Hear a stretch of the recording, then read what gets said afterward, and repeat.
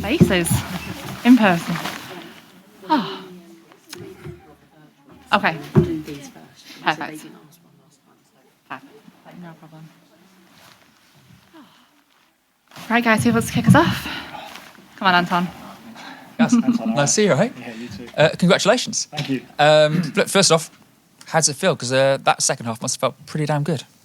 Yeah, just pretty. I'm struggling a little bit with my voice, unfortunately. Sorry, guys. It was a loud atmosphere tonight. Yeah, just contrast for us. The second half, I think, and we probably looked a little bit nervous in the first half. Some of our build-up play wasn't too great. We spoke about belief and faith in what we do at half-time. And I have to say, I was blown away with the girls in the second half, the way they attacked the game from a technical point, tactically, physically. I thought physically we just stepped up so many levels and arguably could have scored more goals against a really dangerous team in Chelsea. So what was said at half-time? What was the catalyst for the change? Nothing too scientific, just more around kind of sticking to what we do and making that better in the process.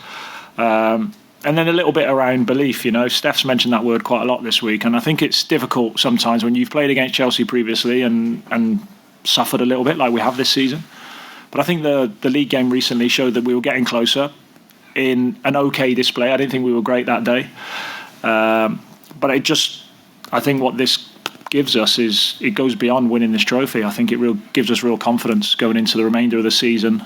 Our objectives are really clear in what we want to try and do and what we want to try and achieve after having a difficult start. The belief levels will be huge after this because it just gives the players so much confidence. As you mentioned, the record against Chelsea.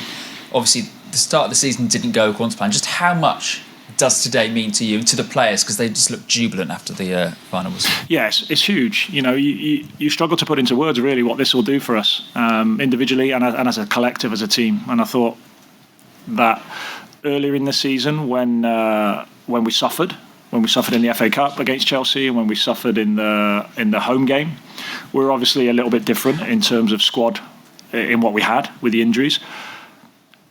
But actually, for myself as a coach, when I look at those games, I felt like we did okay. We played all right, and we had good opportunities, good chances before they scored their goals, which the game never changes. You know, we had to score tonight when we're in the ascendancy in the second half, and we did, fortunately. But yeah, I think for us, it's just making sure we keep the outside noise out, make sure we're really honest with ourselves as a group of players and a group of staff, that we know where we're trying to get to, and we know that sometimes the road can be a little bit bumpy. But again, this is a great moment tonight, and I think what it does is just really reinforces the belief and reinforces what we're trying to do. And hopefully this is just the start. Thank you. Gareth, congratulations to Tom Gary, Daily Telegraph. Thanks, Tom. I just wondered if you felt the second half performance was almost maybe a bit of a metaphor for your season, really, the way you kind of fought back in the second half of the season. Is that like, because you have shown incredible resurgence since sort of December? Yeah, I think it mirrored that. If I'm honest, it did. But you know, again, I think it's down to the players and the effort levels. You know, again, I thought physically second half, from looking like really flat and a little bit lethargic in some areas, we just stepped up, and at the end it was trying to control the players to not go too gung-ho. They looked like they wanted to score on every single occasion they went forward. And what does it mean to beat Chelsea in a final like this? I mean, watching them win the title last season, watching them win the FA Cup in December and last year's League Cup, what does it now feel like to have ended that run of them winning everything? Yeah, it's big, and you know, I can't pay a bigger compliment to Emma. You know, she's done amazing at Chelsea, what she's created, what she's driven. And I've always said that I feel we're a few transfer windows behind them. There's no doubt about that. Nothing changes in my mindset with it, and nothing changes in, obviously, her experience and her longevity of being at one club and being able to really get the squad that she wants. And that'll always be a work in progress for her. But, yeah, I've got huge admiration for what she's done, and they don't get beaten finals very often. And, you know, this was a proper final tonight. Thank you. Hi, Gareth. Dan Pentland from FAWSL full-time. What did you make of Georgia Stanway? Because obviously, you know, Caroline Weir will get the headlines, but, you know, every time she kind of darted into that final third, it felt like she was real trouble for the Chelsea defence. Yeah, she was crucial. She was crucial in the first goal as well. I mean, right in front of us on the dugout, she flipped away from the opponent and picked out a quality cross in finding Caroline. So, Georgia's done great for me. I think what she's probably enjoying more than anything now is a consistent run in the same position and attacking midfield, which is where we feel we see the best of her. We see her providing assists, we see her scoring goals, we see her breaking the play up. I think she's got one of the highest regains of winning the ball back in the WSL, and certainly for us. So, yeah, she's a, like you say, she's really important for us. But these players, whoever gets the credit, I think it's about the team. The team is the most important thing for us. And I think you talked before the match about 7 trophies in 7 seasons. Obviously, most of those are domestic cups. How much do you kind of want to tick the full list off now and the next one be the league title? Yeah, I've always said that when I came into the job. We won one WSL title. For me, it's not enough. That's the real true test of a team, and it's so hard in a 22-game season, especially if you have the amount of injuries we had earlier in the year. But I think nothing changes in that respect. That's the title that we really want. These titles are fantastic. They're not easy to win. This competition is as hard to win as the FA Cup, and then obviously the Champions League. We were disappointed to bow out in the early stages. There are things we need to look at in our preparation and in our succession planning, and this is why I'm saying that we need to be really at the forefront of things. But we're trying. We've got an incredible group of staff at the club who've really dug in this season and are trying to push the boundaries and really push this club on to the next level, because the next level is winning those titles, and not just one title in a season. 8 and 8 now, you say, yeah, 7 and 7, 8 and 8 now. Yeah, we want to push that number up massively. Thank you. Hi Gareth, congratulations. I guess that FA Cup that you won was kind of, you'd come in midway through the season and it was great, but does this one feel a little bit better knowing that you were here for the whole journey and it feels more of almost your team, I suppose? I feel this was, potentially more difficult to win. I've always said that the quarterfinal and the semi-final games are usually tougher than the actual final. I don't think that was the case, obviously, with this. We knew the opponent we were coming up against, but no, I loved winning the FA Cup. It was great for me to probably announce myself as trying to move the club in the right direction, and then probably giving us that bit of belief that we're here and we want to win titles. But it is difficult to win these competitions, and many people probably wouldn't have backed us tonight over recent form, which is fair enough, coming up against Chelsea. But again, I'd love to go and watch the second half again. I'm going to watch it on the bus on the way home, because I was just blown away with the girls. They were just incredible. So good in every aspect. From the back all the way to the top end of the pitch, we just seem to be revitalised. When we spoke about Steph's leadership before the game, how nice was it to see her on the pitch there lifting the trophy with Ellen? Yeah, massive. She's a huge part of what we do. She takes on a lot of responsibility, Steph, and she's got broad shoulders, and we need to support her in that as best we can, because she carries a lot, and she's really well supported by some real key cultural architects that we have in the dressing room. And obviously, that we've got other players who are missing as well. Vicky Losada, unfortunately, we lost at the weekend, and Chloe Kelly and Karen and Esme. There's still a few injuries out there with Karima as well. So it's great to have everyone here and celebrating, and even for the younger players who've played their part, like Jess Park in this competition, and Ruby Mace as well, Kiara. I think it's great to have them here to celebrate it. And like I say, we do that as a team. Thank you. Thank you. Congratulations, Gareth. Thank you. Looking around. You just touched on Steph there. What kind of role has she had this week and today especially, obviously not playing but being the captain, the leader of this team, hopping around on crutches, making sure they were winning this title? Yeah, I've probably pushed Steph more this week than ever. Been pulling her in for conversations about our plans in what we wanted to do, what we wanted to achieve, reinforcing the positives around the group, because I spend most of my time either out on pitch with the players or in the office. She spends practically her whole life with them, so I think she's a real key influencer for us to help the players. And I heard her this week talking to the players a lot about belief and believing that we can do this. And she's been a key figure for us, and she's a great ambassador for not just us as a club, but for the women's game in general. And Dan mentioned Georgia Stanway there a little bit. You said she's getting that consistent run in one position now. Do you think that maybe she goes a little bit overlooked at times because maybe she does bounce around positions and doesn't get that consistent run in that form? But she is, when you play her consistently, she's a player that can win you a game.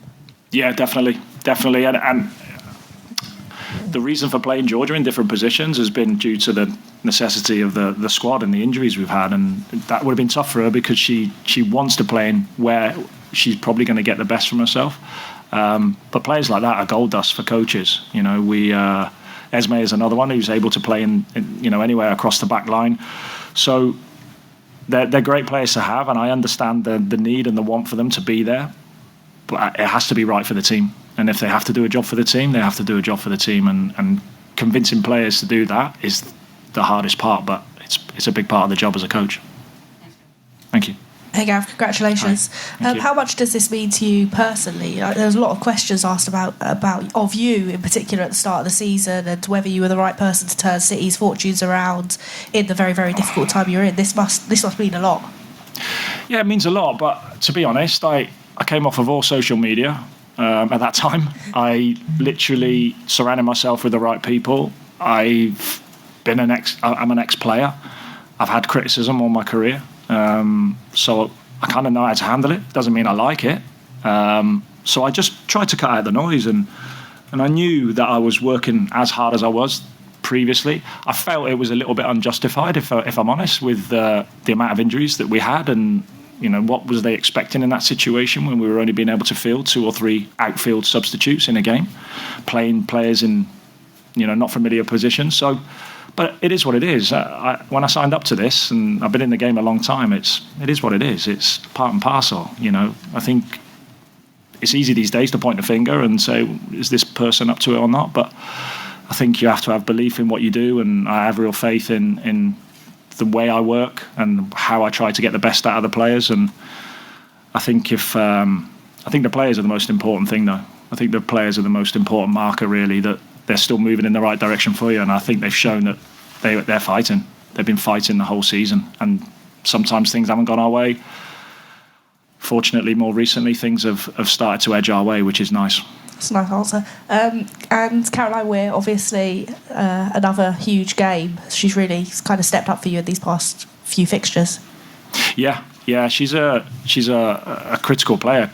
Caroline, she took a while to get going last season, obviously working with a new coach and trying to get her to play a little bit higher up the pitch where we see the very best of her. But again, when you look at Caroline, whether it was Georgia, you could probably go through all of the players tonight and see that they went up about 3 or 4 levels from their performance in the first half. And what the difference was, I don't know. Maybe the break at half time, maybe the realisation that we need to pull our fingers out here and go for this. And they really did that in the second half. So Gareth, Ben Gilbert from the women's game in Australia.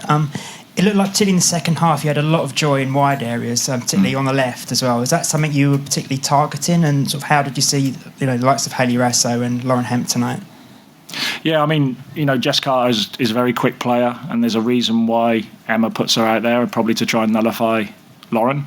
But with Lauren, when she's on it and she's at it, she's going to prove a problem for any player in that position. So I think, Ras as well gives you that pace, gives you that energy. She doesn't give up. She's a real fighter. And we've got good options, on top of that, you've got a gold medalist in Janine Becky, who's probably itching to get onto the pitch as well. You've got Jess Park, who's been great in recent weeks, and Julie Blackstad, who is a good young player coming through. So the signs are really positive for us. And again, players have to keep knocking on the door in terms of training performances to give themselves the best possible chance to play. At the end of the day, I get some things right with the team selection. Other days I get it wrong. It's all for the benefit, hopefully, of the team, that we try and move in the right direction. Thank you. Hi, Paul Lagan. When you saw the team sheet today, and then you heard that Frank Kirby and Jess Fleming weren't available, I mean, what sort of signal did that send to you and to the players that perhaps this is going to be your day to turn it around? I don't think we changed anything in that respect. I spoke to the players beforehand because Emma's very cute tactically, so I felt that looking at the personnel in the team sheet, I thought they might have gone with the three at the back or the five at the back, especially with Nia Charles. I thought she would play full-back, maybe three centre-backs with Millie, Jess and Nguyen, with Anderson on the other side. So we did some slight alterations that the what-ifs. If they play a three, this is what it looks like for us guys in our pressing, which didn't change and alter things too much.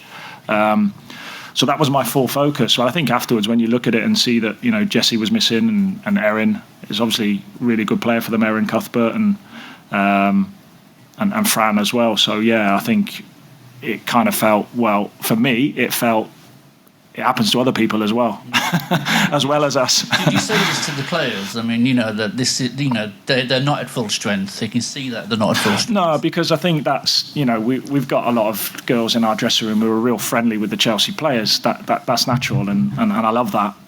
So you wouldn't want to be disrespectful by saying that they're not as strong as what they could be. The players have worked that out themselves. They don't need me to tell them. It's the players who are in there tonight are still quality international players. Any other questions?